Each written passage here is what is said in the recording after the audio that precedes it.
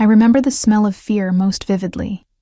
Not just my own, which clung to my skin like cold sweat despite the fragrant oils they'd bathed us in, but the collective terror of 30 women lined up in the auction house's holding room. It smelled like copper and salt, like prey animals huddled together while predators circled. We wore identical white silk gowns, the fabric so thin it felt like wearing mist, our hair arranged according to our market value. Mine hung straight and unadorned, the mark of the least desirable. The autumn rain beat against the high windows, creating shadows that danced across the marble floor. I counted the drops sliding down the glass to keep myself from trembling. 1, 2, 3. By 78, the first girl was called. She walked with forced grace toward the heavy oak doors, back straight, chin high. We all knew what awaited her: a stage, bright lights, and a room full of alpha werewolves eyeing her like meat, calculating her breeding potential. "Remember, smile, and keep your eyes down," hissed Madame Oleander, the beta woman who'd been preparing us for months. "No alpha wants a she-wolf who looks directly at him before being claimed."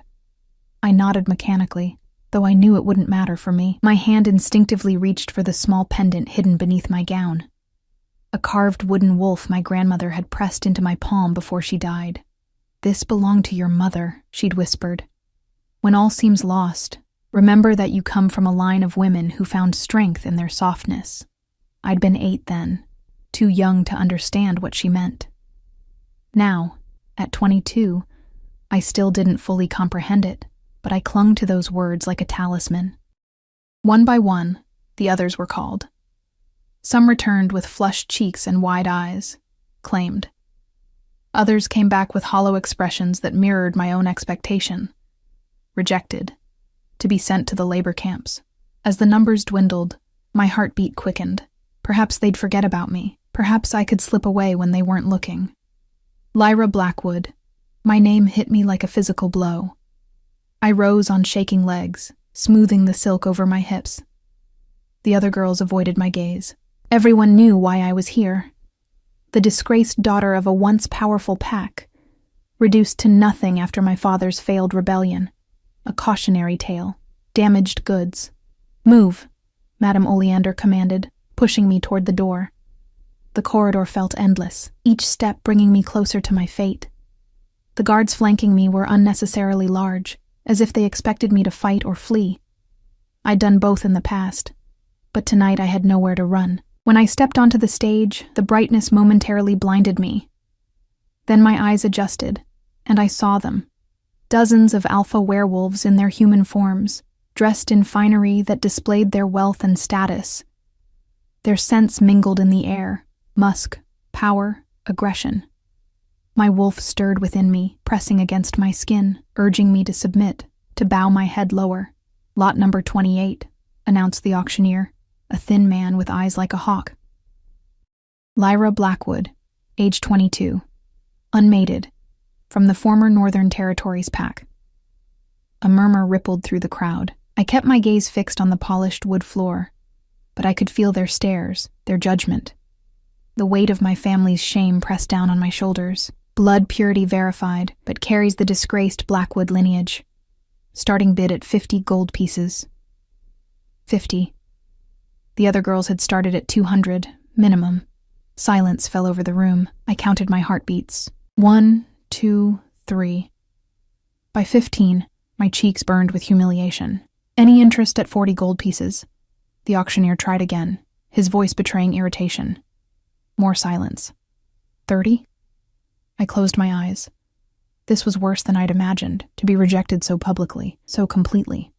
"She'll be sent to the barren mines if there are no takers," the auctioneer reminded the crowd, as if anyone cared what happened to a trader's daughter.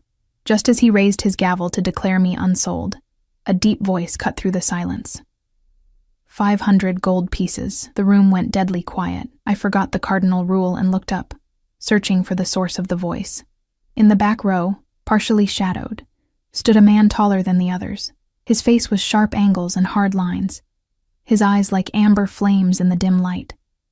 Even from this distance, I could feel the weight of his power, an alpha among alphas. The auctioneer gaped. I beg your pardon, Your Majesty." "Your Majesty," My blood turned to ice in my veins. Only one man was addressed that way. Kieran Silverclaw, the Alpha King who had united the 7 territories after decades of war. The man whose armies had crushed my father's rebellion. I said 500 gold pieces, he repeated, his voice like gravel over velvet. Unless someone wishes to challenge my bid, no one moved. No one dared. 500 gold pieces from His Majesty, King Kieran, the auctioneer stammered. Going once. Going twice. Sold. The gavel struck with a finality that echoed through my bones. I stood frozen, unable to process what had just happened. Why would the most powerful werewolf in the 7 territories want me? Was this some form of extended punishment for my family's crimes? A handler gripped my elbow, guiding me off the stage and through a side door.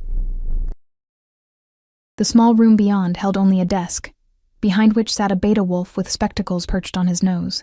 Sign here, he instructed, pushing a parchment toward me. It transfers ownership of your person to His Majesty. I stared at the document, the words swimming before my eyes. Why would he want me? I whispered. The beta looked up, his expression unreadable. It's not our place to question the king's decisions. I signed with trembling fingers, the quill scratching against the parchment like tiny claws.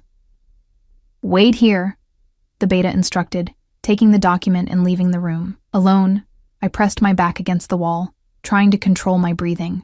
My grandmother's pendant felt heavy against my chest. I pulled it out, running my thumb over the carved wood. The wolf's eyes seemed to look back at me, patient and knowing. The door opened again, and I hastily tucked the pendant away. But it wasn't the beta returning. It was him. King Kieran Silverclaw filled the doorway, his broad shoulders blocking the light from the corridor beyond.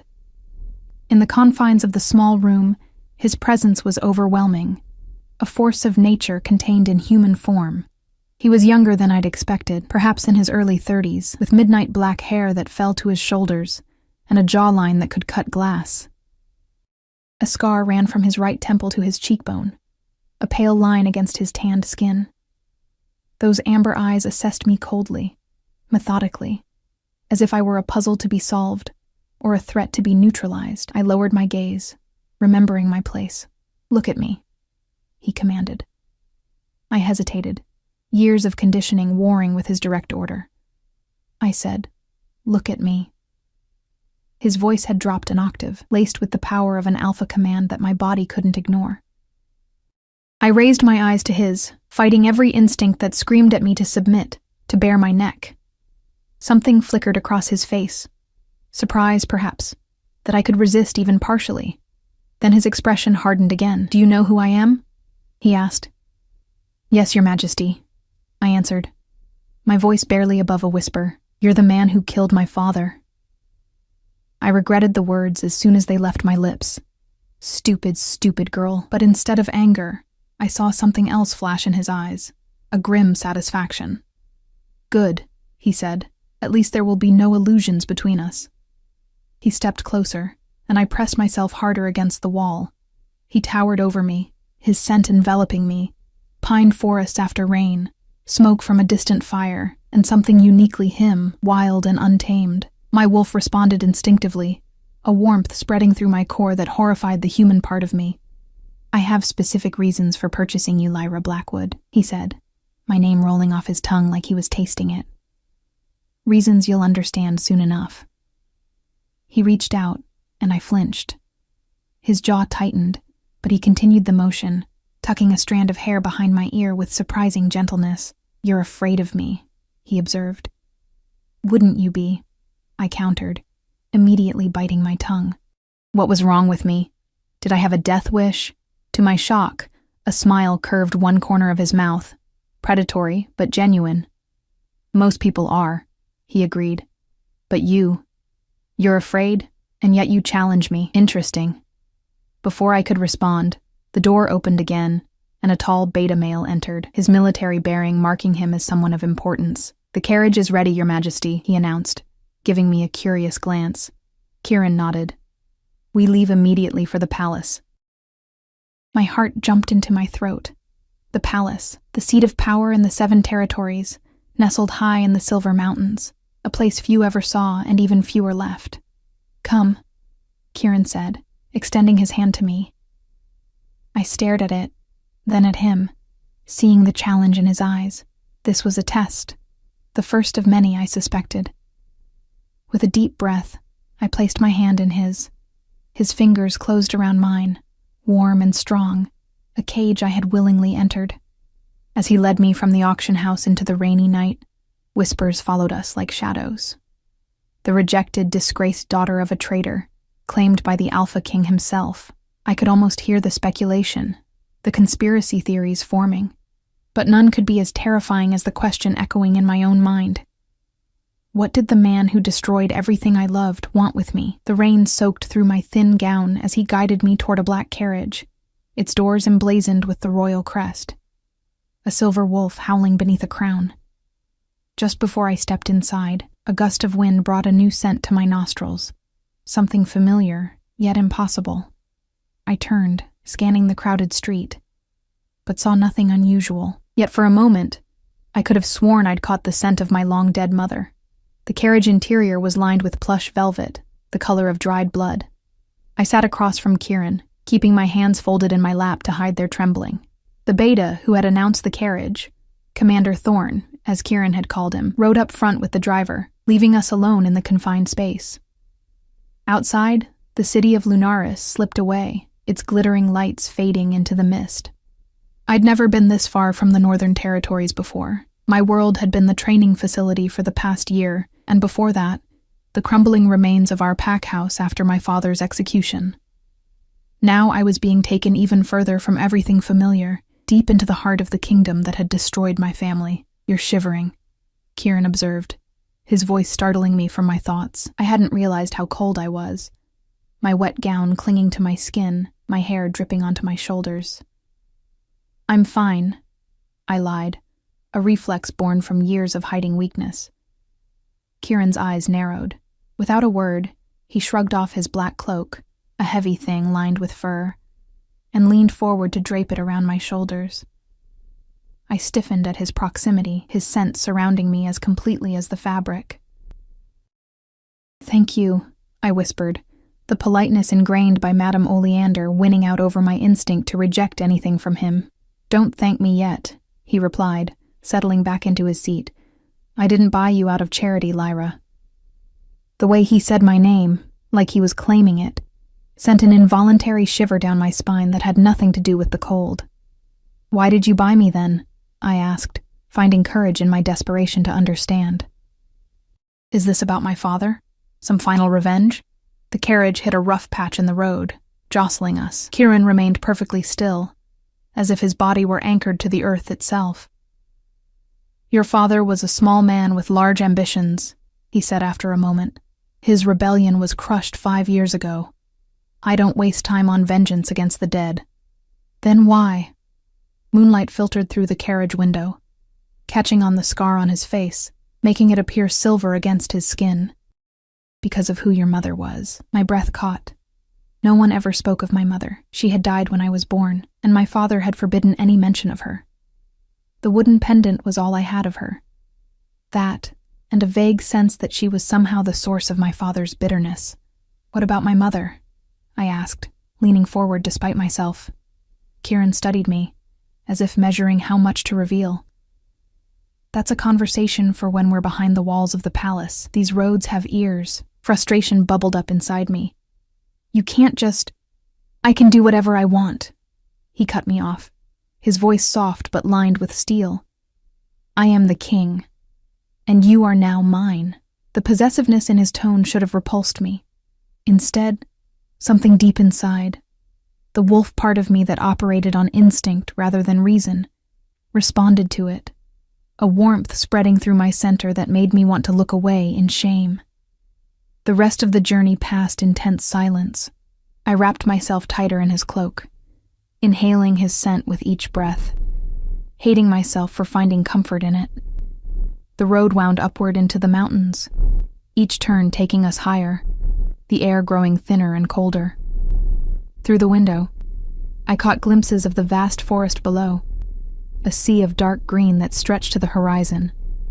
Finally, after what seemed like hours, the carriage slowed. I peered outside and gasped. The royal palace of the Silver Mountains rose before us, a sprawling structure of pale stone and glass that seemed to grow from the mountainside itself. Towers spiraled into the night sky, their windows glowing with warm light. A massive wall surrounded the grounds, patrolled by guards whose silhouettes were visible against the moonlight. "Welcome to your new home," Kieran said, watching my reaction carefully. Home. The word felt like a mockery. This place, this fortress, would be my prison. The carriage stopped before an arched gateway. Commander Thorne opened the door, standing at attention as Kieran stepped out. When I hesitated, Kieran extended his hand to me once again. This time, I took it without thinking, allowing him to help me down. The night air was crisp and clean, carrying the scent of pine and snow. Guards lined the pathway, their faces impassive as we passed. I clutched Kieran's cloak around me, acutely aware of my bedraggled appearance.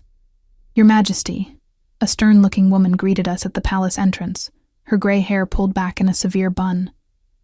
"We weren't expecting you until tomorrow. Plans changed, Mrs. Holloway," Kieran replied. "This is Lyra. She'll be staying in the East Wing. Have a bath prepared for her and find her suitable clothing." Mrs. Holloway's eyes flicked to me, a flash of surprise quickly masked by professional indifference. "Of course, Your Majesty. Shall I show her to her quarters?" "I'll do it myself," Kieran said, his tone leaving no room for argument. Mrs. Holloway bowed and retreated, but not before I caught the disapproval in her eyes. I didn't blame her. What was the housekeeper supposed to think when the king arrived with a bedraggled woman from an auction? Kieran led me through a maze of corridors, each more opulent than the last. Marble floors, tapestries depicting battles and hunts, chandeliers dripping with crystals. Guards stood at regular intervals, their eyes following us as we passed. Or rather, following me. "They're curious," Kieran said, noticing my discomfort. "It's not every day I bring someone to the private quarters." "What exactly am I to you?" I asked, my voice barely audible. "A servant? A prisoner?" Kieran stopped before a set of double doors carved with intricate wolf designs. "You are whatever I need you to be," he answered cryptically, pushing the doors open. The room beyond was larger than the entire cottage where I'd grown up. A four-poster bed dominated one wall, draped in midnight blue silk. A sitting area with plush chairs faced a fireplace where flames already danced. One wall was entirely glass, offering a breathtaking view of the mountains and the forest below. "This is... for me?" I asked incredulously. "For now," Kieran said. "The bathroom is through there. Mrs. Holloway will send someone with clothes. I'll return in 2 hours. Be ready." "Ready for what?" He regarded me with those amber eyes that seemed to see too much. "Dinner.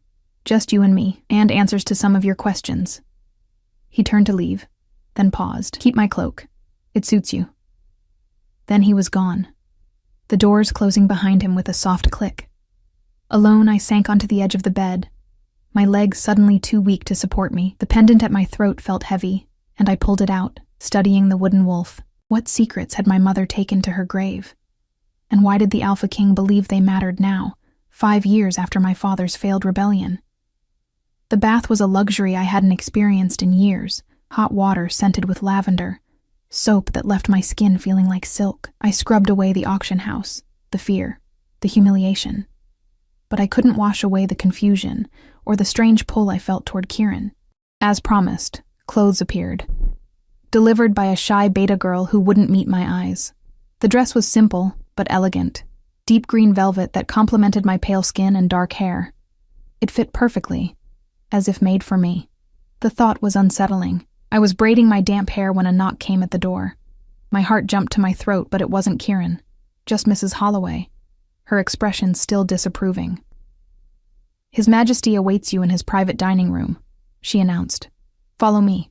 We traversed more corridors, climbing a spiral staircase to a tower that offered views in all directions.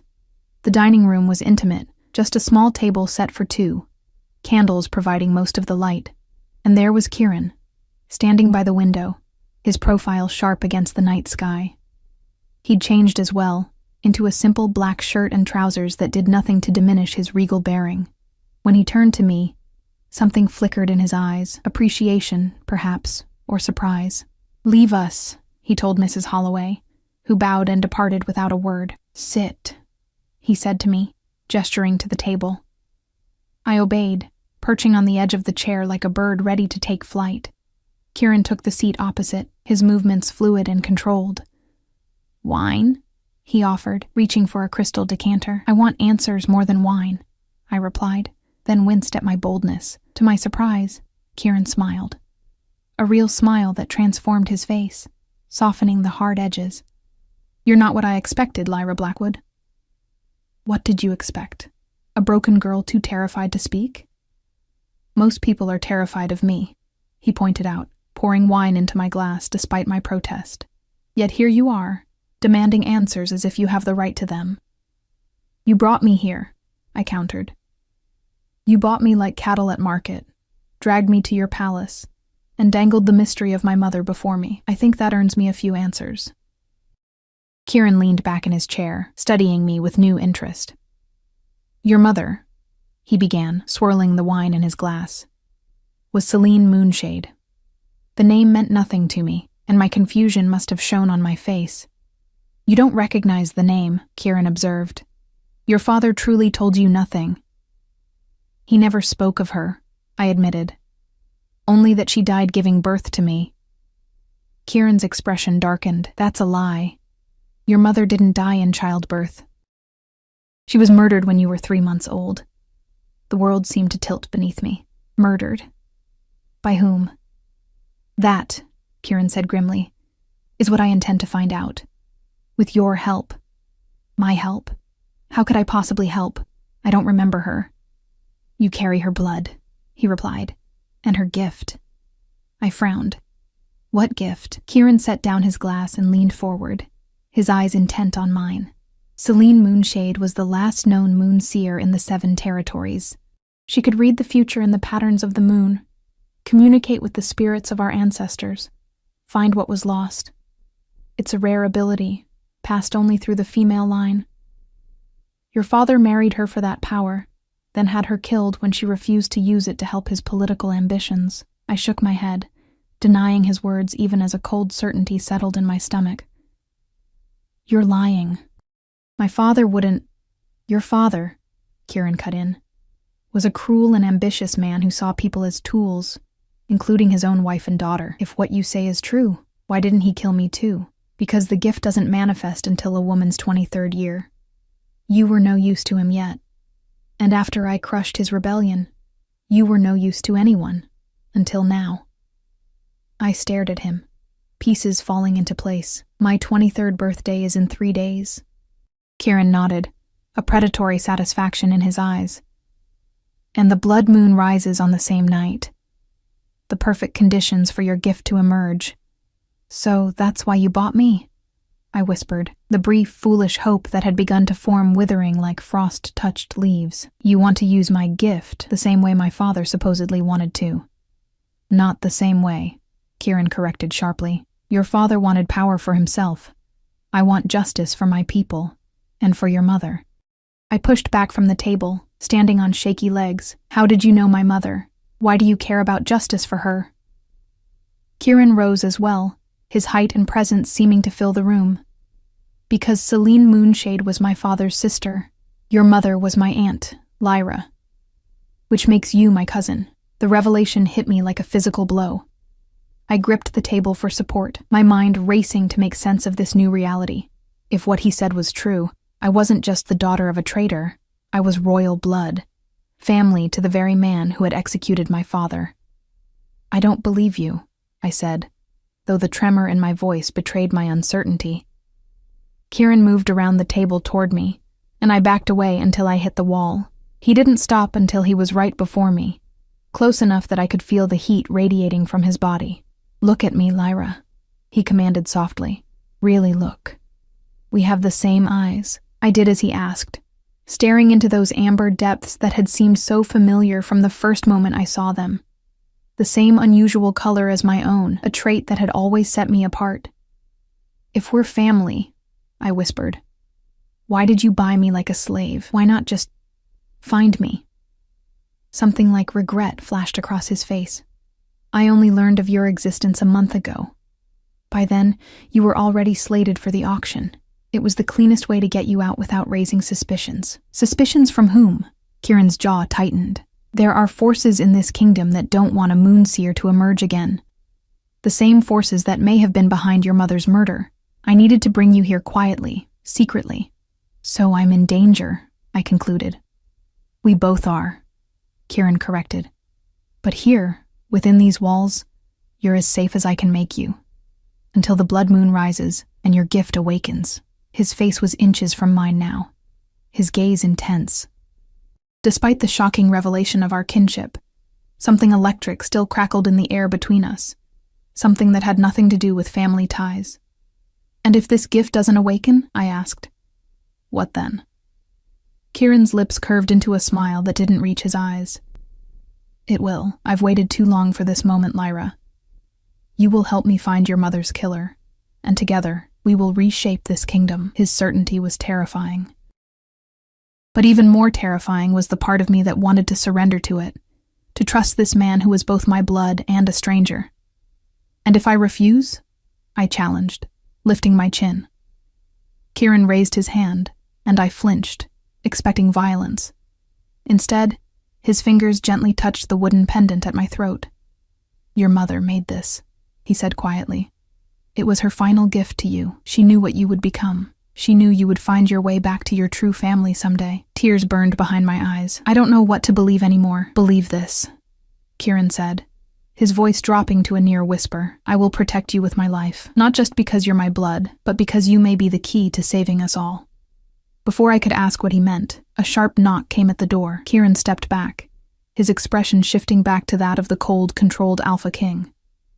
"Enter," he called. Commander Thorne appeared, his face grim. "Your Majesty, forgive the interruption. There's been an incident at the northern border. A patrol was attacked. There are no survivors." Kieran's entire demeanor changed, tension radiating from him like heat. "When?" "An hour ago. The bodies were arranged, sir, in the same pattern as the others." Kieran cursed under his breath. "Assemble the council. I'll join you shortly." As Thorne retreated, Kieran turned back to me. "I must go. Stay in your room tonight. Lock the door. Trust no one until I return." "What's happening?" I asked, fear creeping back into my voice. His eyes met mine, and for the first time, I saw genuine worry there. "The danger I spoke of is closer than I thought. 3 days, Lyra. We have 3 days until the blood moon. Until then, you must stay hidden, stay safe." He moved to leave, then paused, turning back to me. Before I could react, he pressed something cold and metallic into my palm. A small key on a silver chain. "This unlocks the hidden compartment in the nightstand by your bed," he explained quickly. "Inside is your mother's journal. Read it. Understand who you are before the moon rises."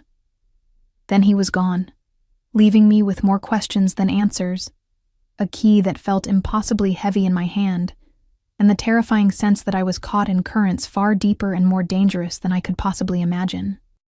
I barely slept that night, my mind racing with revelations about my mother, my heritage, and the supposed gift that would soon awaken within me. The journal Kieran had directed me to was bound in faded blue leather, its pages yellowed with age. My mother's handwriting was delicate yet decisive, filling page after page with observations about the moon cycles, sketches of strange symbols, and cryptic references to visions she'd experienced. Most entries were dated from before my birth, chronicling her arranged marriage to my father and her growing disillusionment as she discovered his true nature. The final entry was dated just 2 days before her alleged murder. "The moon has shown me shadows gathering. He suspects I've seen his plans. I've hidden the grimoire where only blood of my blood will find it. My daughter will carry the gift, stronger than mine. Kieran must protect her when the time comes. The prophecy depends on it." "Prophecy? What prophecy?" The journal offered no clear explanation, only fragments that hinted at some great calamity my mother had foreseen. Dawn found me still awake, watching the sunrise paint the mountains gold from my window seat. The palace was stirring to life, servants moving through the corridors, guards changing shifts. I hadn't seen Kieran since he'd been called away the previous night. A soft knock at my door startled me. I approached cautiously, remembering Kieran's warning to trust no one. "Who is it?" I called. "Ilara, my lady. Mrs. Holloway sent me to attend to you." I cracked the door open to find a young woman with copper hair and kind eyes. She carried a tray of food and a bundle of clothing. "I'm not a lady," I corrected her, opening the door wider. Ilara's smile was gentle as she entered. "According to Mrs. Holloway, you're the king's cousin, which makes you Lady Lyra." News traveled fast. "Does everyone know that?" "Only the senior staff," she assured me, setting down the tray.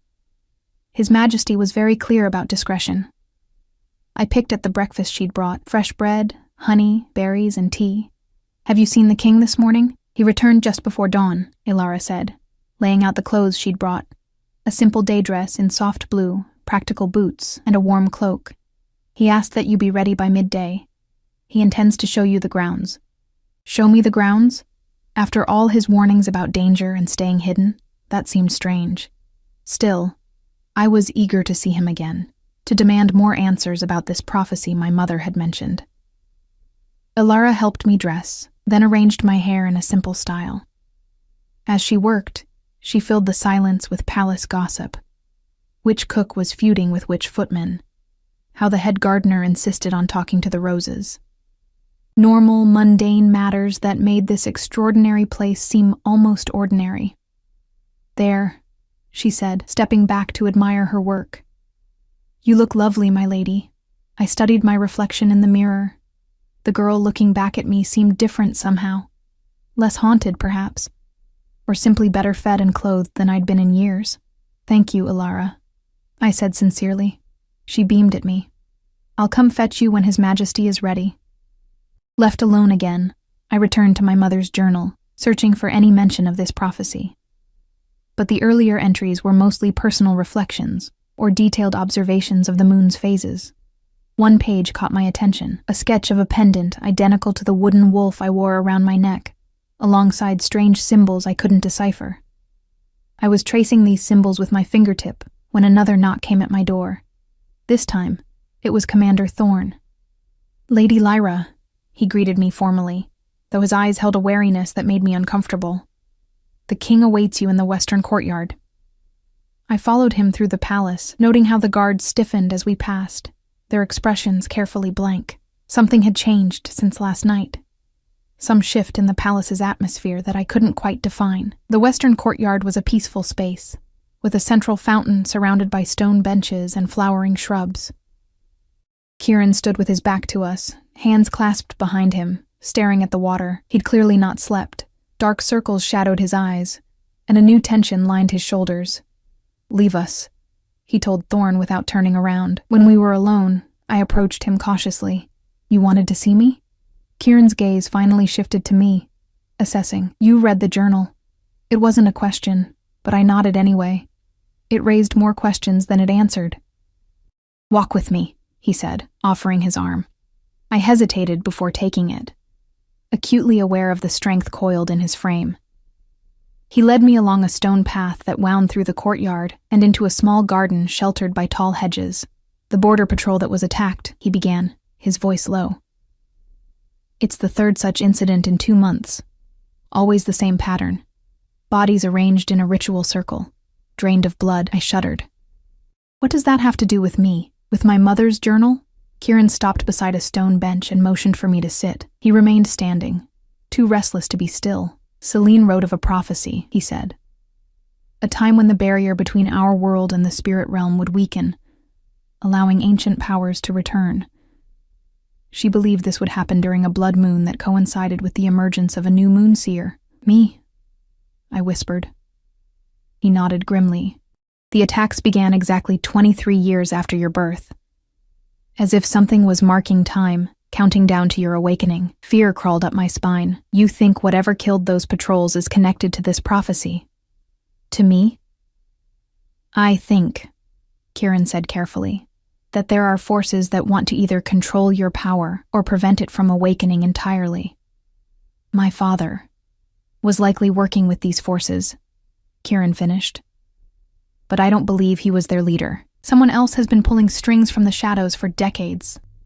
The sun disappeared behind a cloud, casting the garden in shadow. I wrapped my arms around myself, suddenly cold. Last night, Kieran continued, I received intelligence that suggests a traitor in my court. Someone who knows about you and has informed others of your presence here. My blood ran cold. So I'm not safe, even in the palace. You're safe with me, Kieran said with absolute certainty. But we need to accelerate our plans. The blood moon is still 3 days away, but I believe your gift may already be stirring. What makes you think that? Kieran knelt before me, bringing his face level with mine. You've been having dreams, haven't you? Strange visions when you look at the moon? I stared at him in shock. I hadn't told anyone about the dreams that had started on my 22nd birthday. Fragmented images of blood on snow, a crown of thorns, wolves running beneath a crimson moon, or how, sometimes when I gazed at the night sky, the moon seemed to whisper to me in a voice that felt like memory. How did you know? I breathed. Because Celine experienced the same, he explained. The gift begins to manifest slowly in the year before it fully awakens. Small signs, easily dismissed as imagination or coincidence. He took my hands in his, and I was struck again by how warm his skin was against mine. I need you to tell me about these dreams, Lyra. Every detail you can remember. Something in his intensity made me pull back slightly. Why are you really doing this, Kieran? It can't just be about solving my mother's murder or some vague prophecy. What do you want from me? Pain flashed across his features, quickly masked. Your mother was more than my aunt, he said after a long moment. She was my teacher, my protector. After my own mother died, Celine raised me as her own until my 10th year, when your father took her away to the Northern Territories. She wrote to me in secret for years, teaching me through her letters. When she was killed, a part of me died with her. The raw emotion in his voice caught me off guard. This was not the calculated political maneuver I had suspected, but something deeply personal. I'm sorry, I said softly. I didn't know. How could you? He released my hands and stood, turning away. Your father made sure you knew nothing of your heritage, nothing of your power. He raised you to be small, to be afraid.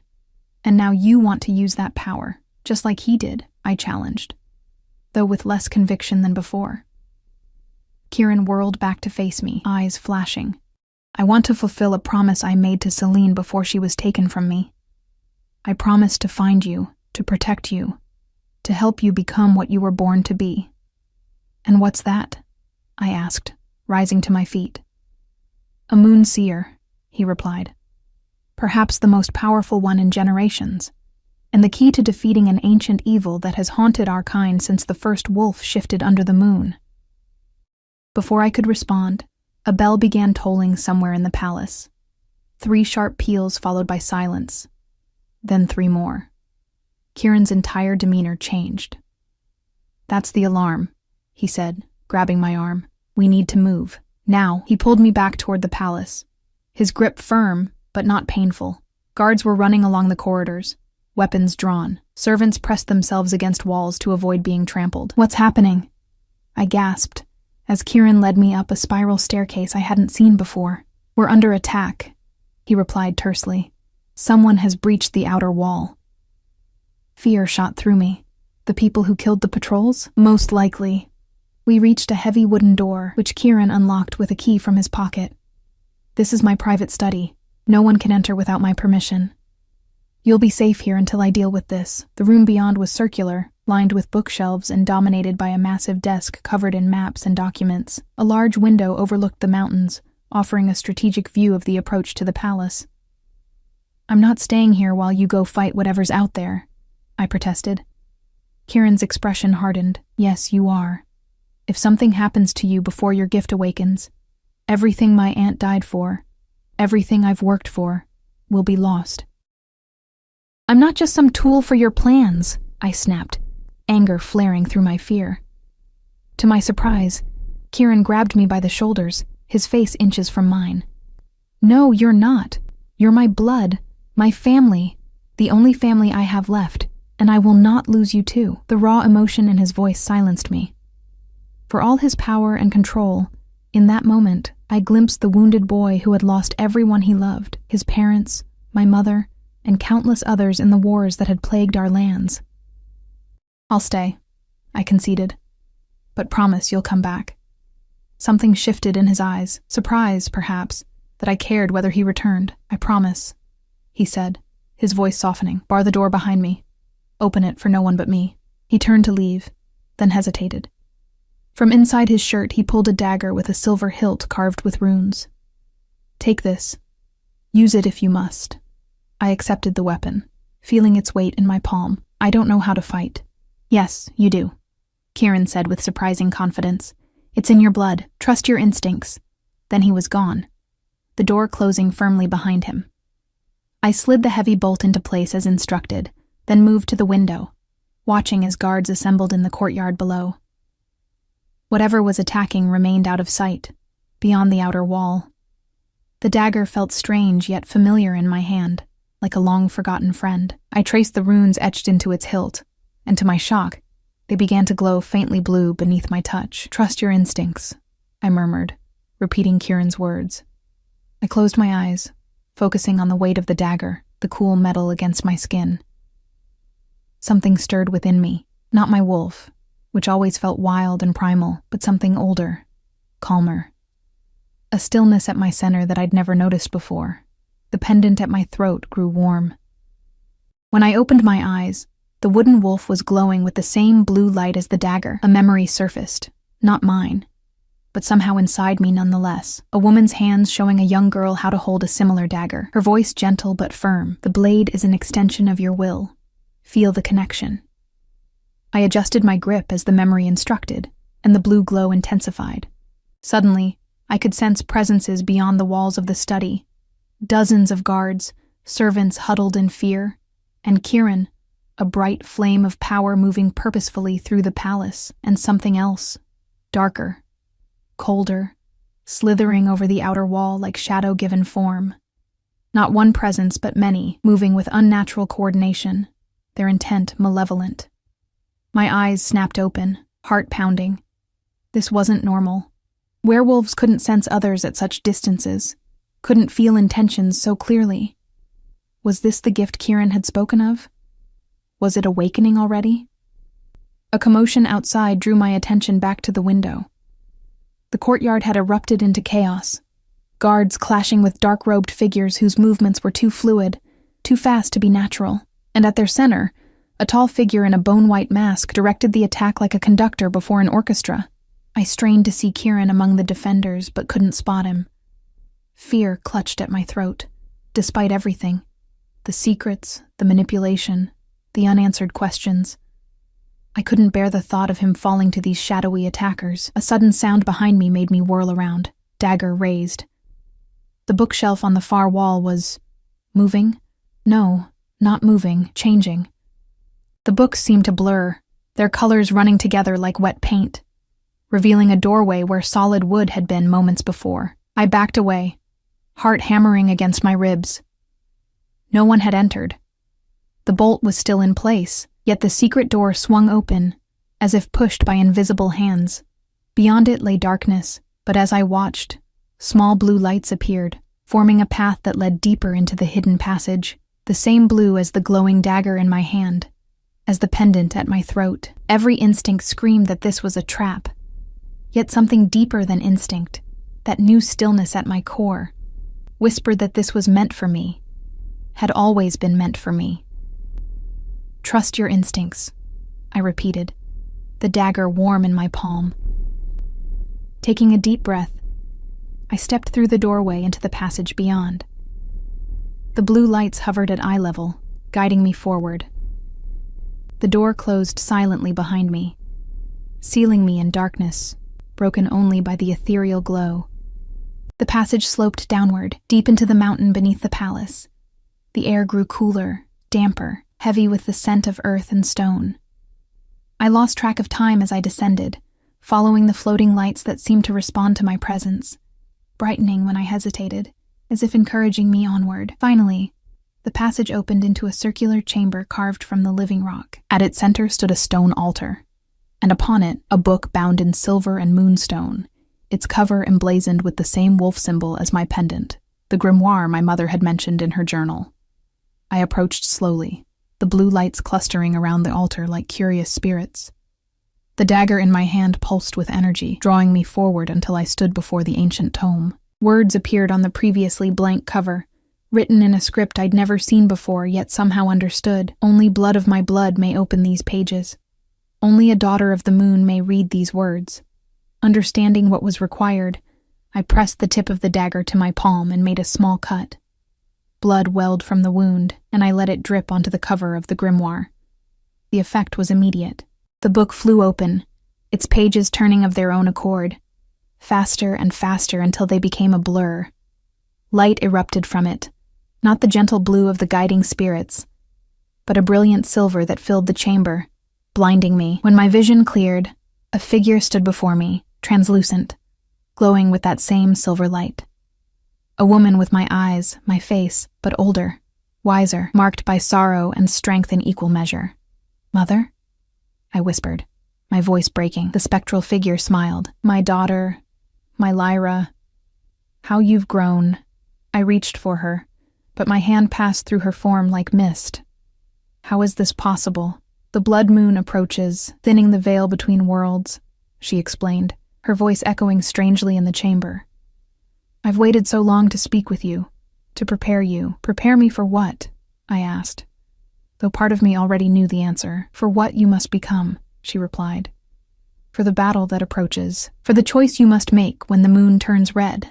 "Kieran said something about a prophecy," I pressed. "About ancient powers returning." My mother's spirit nodded gravely. "The blood cult has risen again.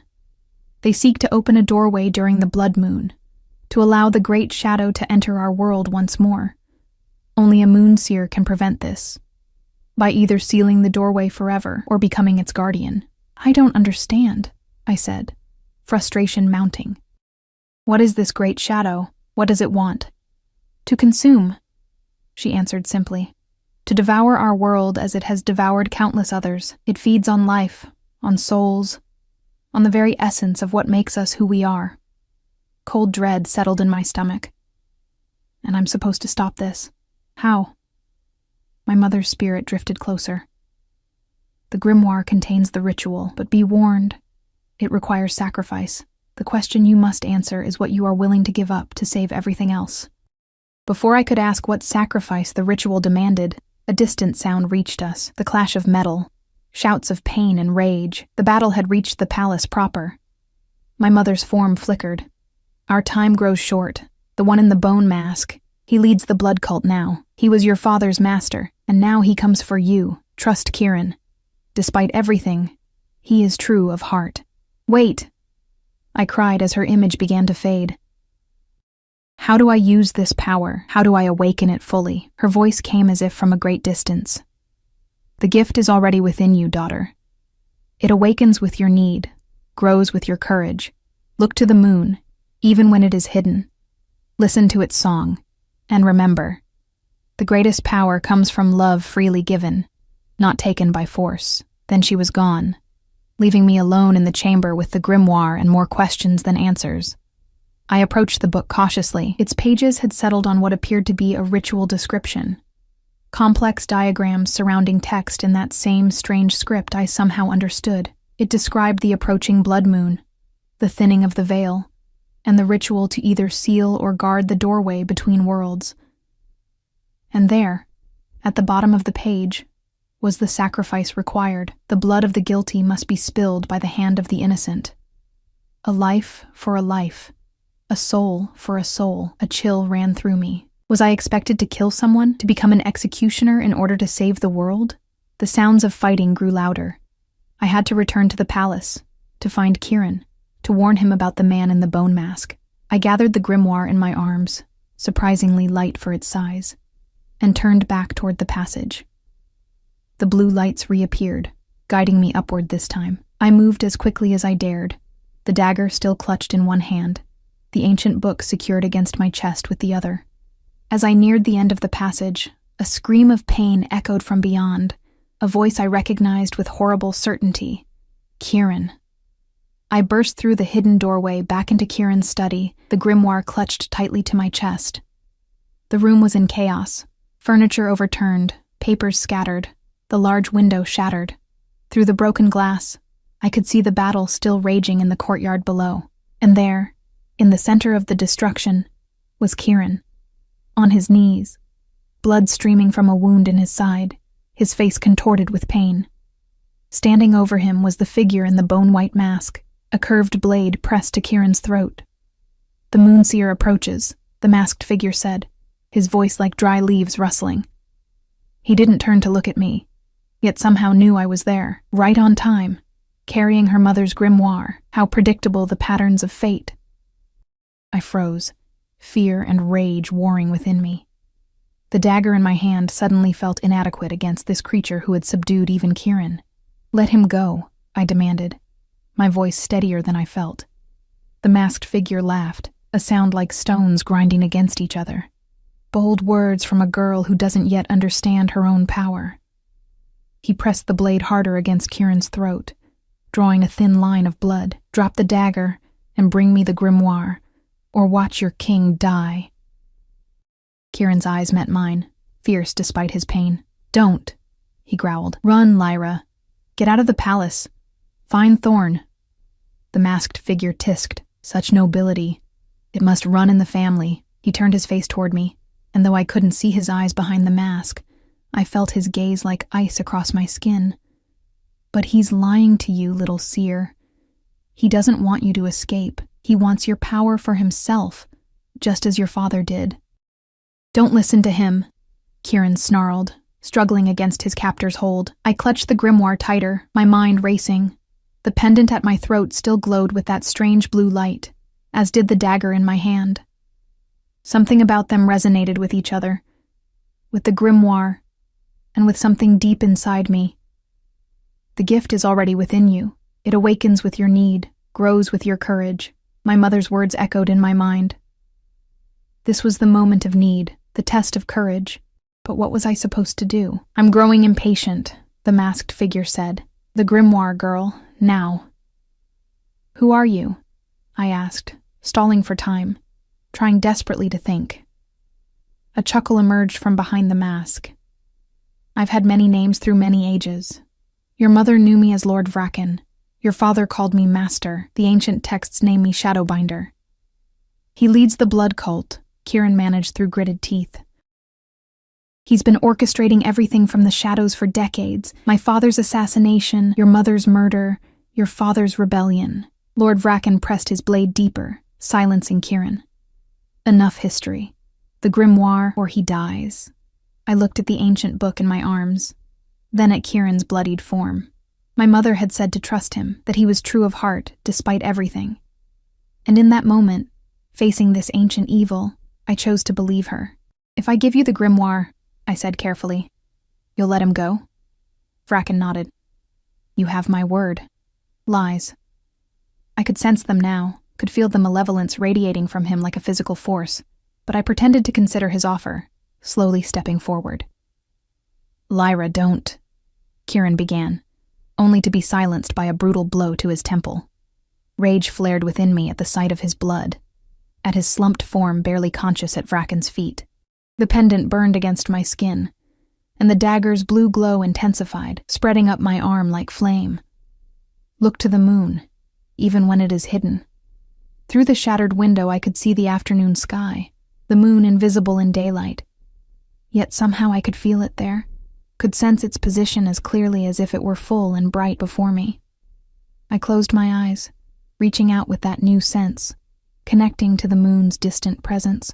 Power surged through me, raw, ancient, and mine by birthright. The grimoire in my arms began to glow with the same blue light as the dagger and pendant, its pages turning of their own accord. When I opened my eyes, the world had changed. I could see patterns of energy flowing through everything, through the stone walls, through Kieran's wounded body, through Lord Vraken's masked form. And in Vraken, I saw something horrifying, a swirling darkness where his heart should be. Tendrils of shadow extending outward, seeking, hungry. "You're not human," I whispered. "You're not even werewolf." Vraken cocked his head. "Very good, little seer. Your gift awakens early, just as I planned." "What are you?" "A servant of the Great Shadow," he replied. "A fragment of its consciousness, sent ahead to prepare for its arrival. For centuries, I have worked toward the moment when the veil would thin enough for my master to cross over. The blood moon in 3 days will provide that opportunity if I have the grimoire and the blood of a moon seer." Understanding dawned, terrible and clear. "You need my blood to open the doorway." "Precisely." Vraken's free hand extended toward me. "Now, be a good girl and give me the book.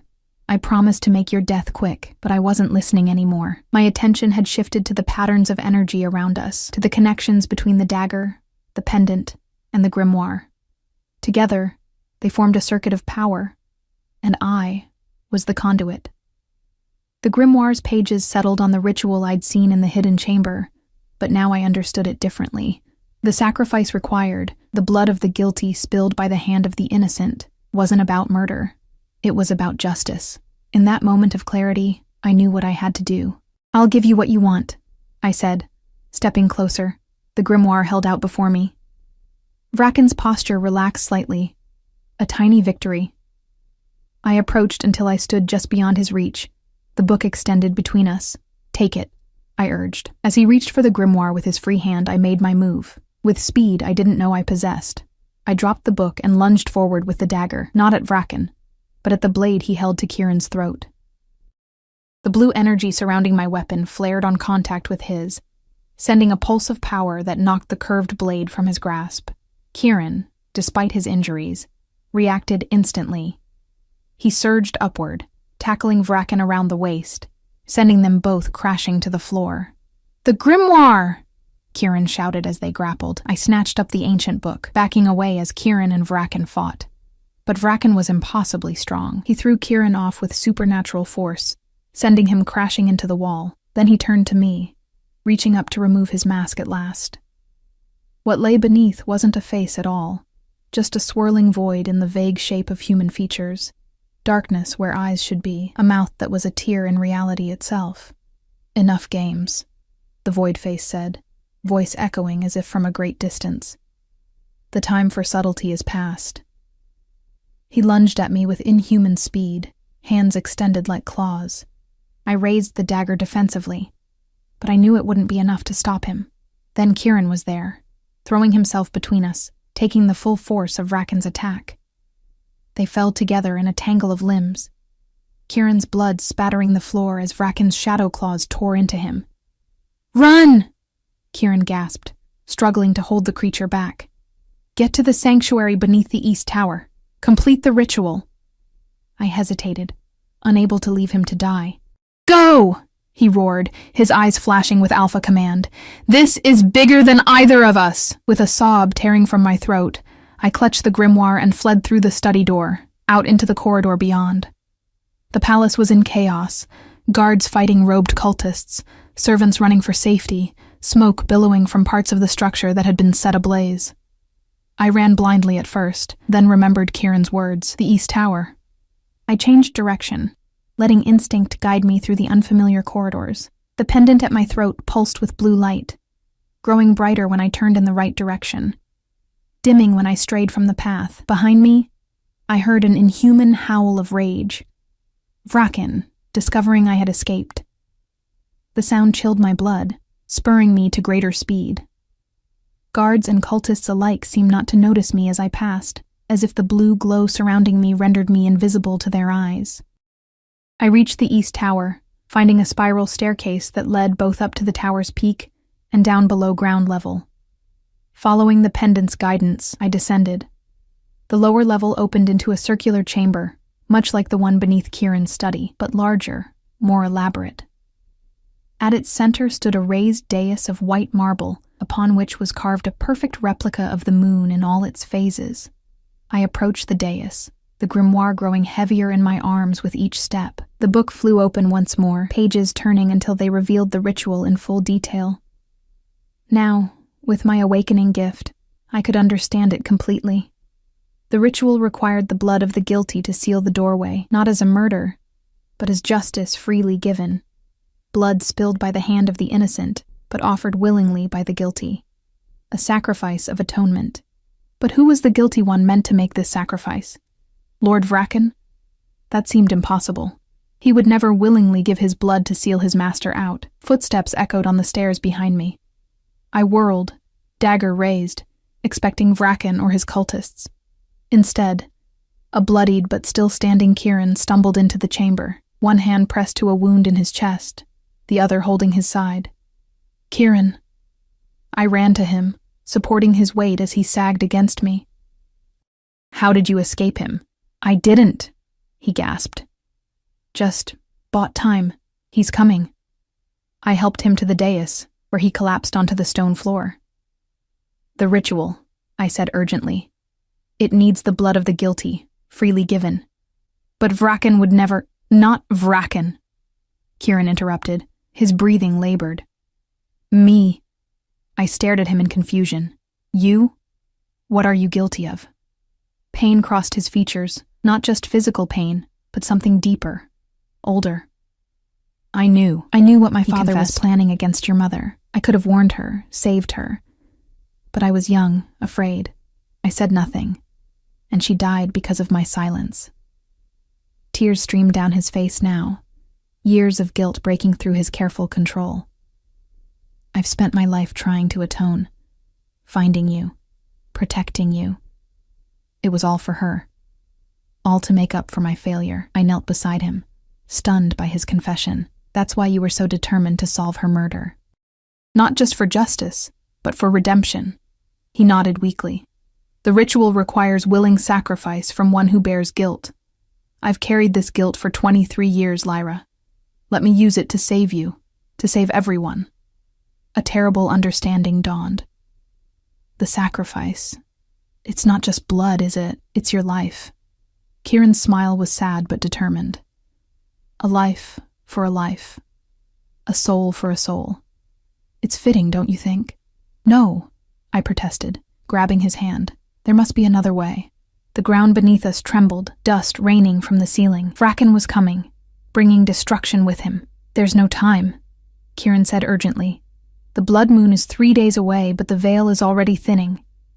If Vraken reaches us before the ritual is complete, all is lost. I looked at the grimoire, desperately searching for alternatives. But the ritual was clear. Willing sacrifice from the guilty, conducted by the innocent, to seal the doorway forever. I can't kill you, I whispered, tears blurring my vision. Kieran reached up, his bloodied hand cupping my cheek. You won't be killing me. You'll be accepting my gift, my choice, my atonement. Our eyes met, the same unusual amber, our shared bloodline. In his gaze, I saw not just determination and pain, but something else that made my heart ache. Love. Not romantic love, but the deep, unbreakable bond of family, of shared blood and purpose. We just found each other, I said, my voice breaking. And in finding you, I found my redemption, he replied. This is my choice, Lyra. Honor it. The pendant at my throat flared brighter, and a voice that sounded like my mother's whispered in my mind. The greatest power comes from love, freely given, not taken by force. The trembling of the ground intensified. Cracks appeared in the walls. Time was running out. With shaking hands, I opened the grimoire to the ritual page. The words seemed to glow, burning themselves into my memory. I placed the book on the dais, then helped Kieran position himself at the center. On the carving of the full moon, the dagger. He prompted gently. It must be the dagger your mother gave you. I raised the blue glowing blade, tears falling freely now. I can't. Kieran's hand closed over mine on the hilt, his strength surprising despite his wounds. Together then. My choice. Your power. A crash echoed from the stairwell. Vraken, breaking through whatever barriers Kieran had left in his path. Now, Lyra, Kieran urged, begin the ritual. I took a deep breath, steadying myself. Then, with the grimoire's words guiding me, I began to chant in that ancient language that felt both foreign and familiar on my tongue. The blue light from the pendant and dagger expanded, forming a circle around us on the dais. As the chant continued, the carved phases of the moon began to glow one by one, matching the rhythm of the words. Kieran closed his eyes, his expression peaceful despite his pain. I, Kieran Silverclaw, offer my blood and life in atonement. He spoke when the ritual called for it, his voice growing stronger with purpose. I give this sacrifice freely, to seal what should never be opened, to protect what I once failed to save. The final crash announced Vraken's arrival. He burst into the chamber, his void face a swirling mass of fury, his robes torn from the fight with Kieran. "Stop!" he commanded, rushing toward the dais. But he couldn't cross the circle of blue light. He slammed against it as if against a physical wall, the impact sending him staggering backward. "It's too late, Vraken," Kieran said, a note of triumph in his pain-filled voice. "The doorway will be sealed. Your master will remain trapped beyond the veil." "Fools!" Vraken raged. "You think this ends with me? The Great Shadow has waited eons. It will find another way. Another servant. Another door." "Perhaps," I answered, continuing the ritual despite his threats. "But not today. Not through me." I raised the dagger higher, completing the chant. The blue circle intensified, becoming a dome of light over us. Kieran guided my hand, positioning the dagger over his heart. "Remember," he said softly, his eyes holding mine. "This is my gift to you, my choice." "I'll remember," my redemption. I promised, tears streaming down my face.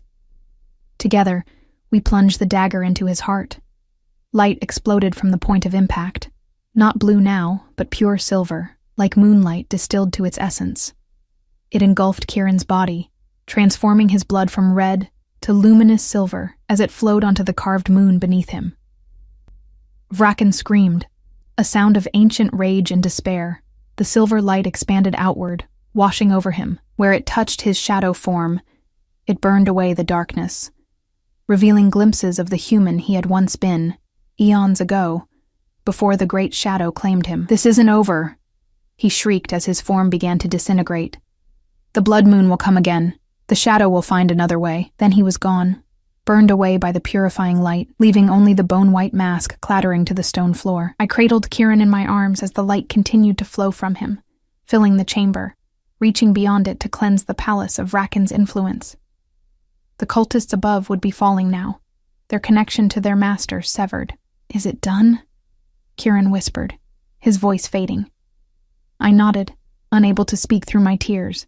He smiled, reaching up to touch my face one last time. Then it was worth it. His gaze drifted past me, focusing on something I couldn't see. "Celine," he murmured. I kept my promise. The light surrounding him began to dim, but the peace in his expression only deepened. "Take care of our people, Lyra. The kingdom is yours now." "I can't rule," I protested. "I don't know how." "Yes, you do," he insisted softly. "It's in your blood. Our blood." His hand fell away from my face, his strength failing. The Moonseers were the first rulers of our kind before the Alphas. "You're returning to the old ways, the true ways." His breathing grew shallower, his heartbeat slowing beneath my hand. "I'm glad," he whispered, "that it was you who found me in the end." Then Kieran Silverclaw, Alpha King of the 7 territories, closed his eyes for the final time, a smile of peace on his lips. I held him as the silver light faded, as the blue glow of the ritual circle diminished to a soft shimmer.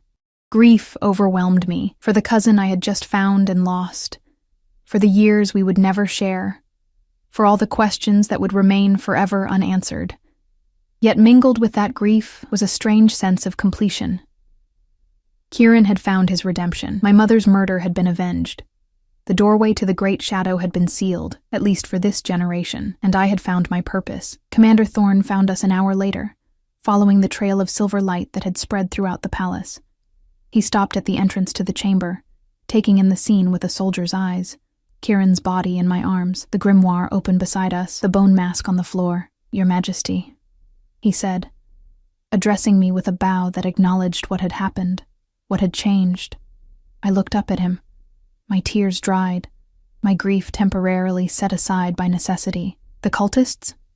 Defeated, he reported. When the silver light came, they simply fell. Some died instantly. Others are being held for questioning. I nodded, gently laying Kieran's body on the stone dais. I closed his eyes, arranged his hands over his chest around the dagger that had taken his life and saved the kingdom. Prepare a royal funeral, I instructed, rising to my feet.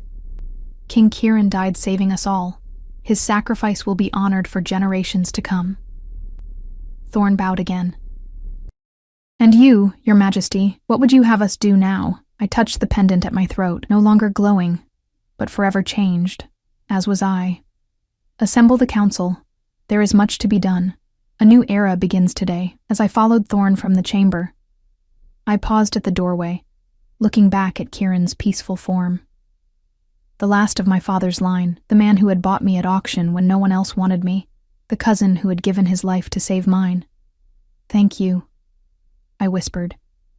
I won't waste your gift. 3 days later, I stood on the highest balcony of the palace, watching as the moon rose, full and blood-red, just as prophesied.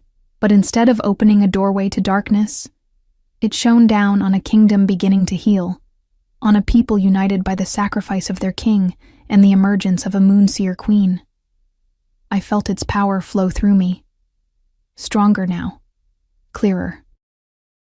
The gift my mother had passed to me, that had awakened in my hour of need, would guide me in the days to come. I would learn to use it wisely, to protect rather than control, to heal rather than harm. And if Lord Vracken's final warning proved true, if the Great Shadow found another way, another time, I would be ready. Or my daughter would be, or her daughter after her. The line of moonseers would continue, guardians against the darkness that always sought to return. The blood moon bathed me in its crimson light, and for the first time since I stood trembling on that auction block, I felt truly free, no longer unwanted, no longer afraid. I was Lyra Moonshade Silverclaw, last of my mother's line, first of a new dynasty, the Moonseer Queen who had been bought by an Alpha King and found her true worth in the process. And my story was just beginning.